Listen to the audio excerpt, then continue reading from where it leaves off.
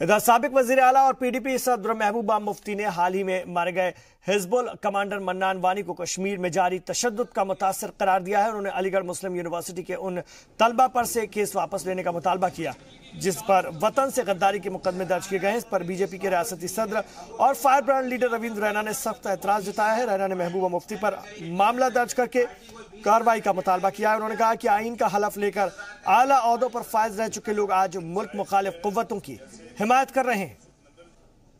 कश्मीर घाटी में लगातार हथियार छीनने की घटनाएं और खासकर जो नौजवान हैं वो मिलिटेंसी की ओर जा रहे हैं, इस पे बात करेंगे। रविंद्र रैना है बीजेपी के स्टेट प्रेसिडेंट।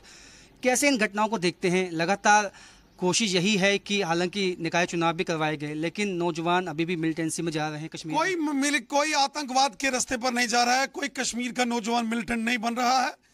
चंद कोई गिने चुने लोग जो पाकिस्तान की शय पर यहाँ खूनी खेल खेल रहे हैं, नौजवानों को बरगला रहे हैं, नौजवानों का ब्रेन वॉश कर रहे हैं, वो बहुत गुनाह कर रहे हैं। नौजवान जिसके हाथ में कलम होना चाहिए उसको बंदूक दे रहे हैं।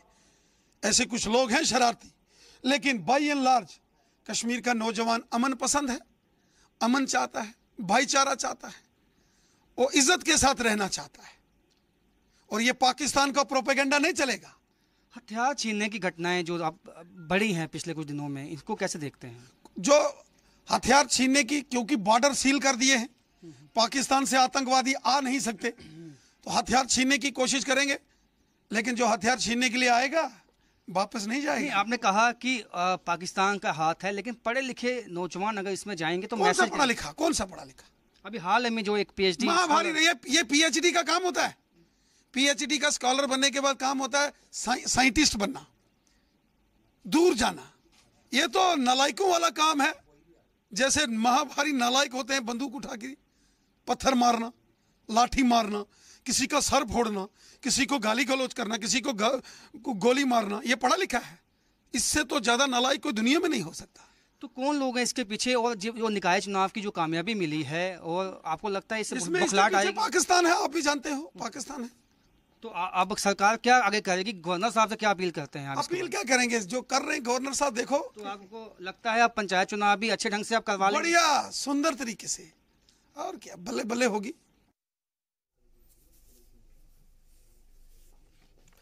उधर बल्दिया इंतखाब की तरह पंचायती इंतखाब में भी बीजेपी खवातीन उम्मीदवारों पर खास तौर से दाव लगा सकती है। वाज़ेह है कि बल्दिया इंतखाब में बीजेपी ने जम्मू में खवातीन उम्मीदवारों पर भरोसा दिखाया। इसके पीछे बीजेपी की दलील है कि वो रियासत में खवातीन को खुद मुख्तार बनाने के लिए काम कर रही है। इसके लिए हर मोर्चे पर खवातीन को मौका दिया जा रहा है और उसी का नतीजा है कि बीजेपी बल्दिया इंतखाब के बाद अब पंचायती इंतखाबात में भी कसीर तादाद में टिकटें खवातीन को दे सकती है।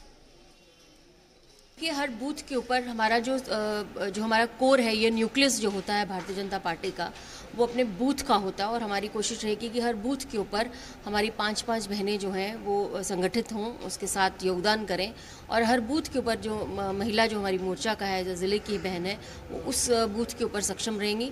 एनजीओज़ के साथ बात की जाएगी, जितनी भी एनजीओज़ हैं उनके साथ हैं, जिनकी सभाएँ हैं, बहुत मंदिर मठ हैं, उनके साथ बात किया जाएगा और कहीं ना कहीं महिलाओं को जोड़ कर जो है, क्योंकि नीतियाँ और बेनिफिशरीज़, मुझे लगता है सबसे ज़्यादा जो बेनिफिशरीज इस बार नरेंद्र भाई मोदी जी की गवर्नमेंट में रही हैं, मैक्सिमम बेनिफिशरीज जो हैं वो महिलाएं रही हैं। उनके सम्मेलन किए जाएंगे और उनको ये बताया जाएगा कि भारतीय जनता पार्टी ही एक ऐसी पार्टी है जो महिलाओं के हित के ऊपर काम करती है और महिलाओं को कहीं ना कहीं कोर न्यूक्लियस सोचकर उनके हित के लिए काम किया जाता है, उनके एम्पावरमेंट के लिए काम किया जाता है।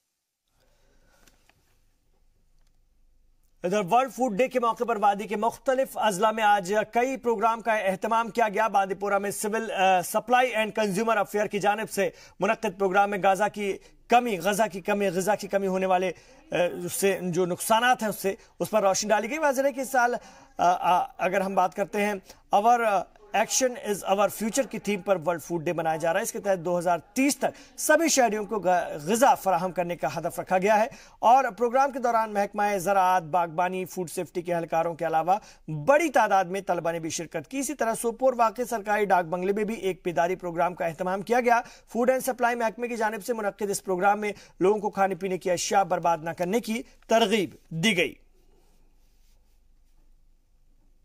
इसका मकसद इतना ही है कि खुराक जो है इंसान के लिए बहुत ज़रूरी है, जिससे कि इंसान की परवरिश हो सके और मकसद है इसको संभाल के रखना, उसको ज़ाया न करना। और मकसद इतना है कि दुनिया के कई ममालिक इस वक्त भी भूखमरी के शिकार हैं। हम चाहते हैं, दुनिया चाहता है, हम ही नहीं चाहते हैं कि इसका बरमला इस्तेमाल किया जाए और हर एक इंसान शाम की रोटी अच्छे से खाए ताकि कोई भूखा न रहे।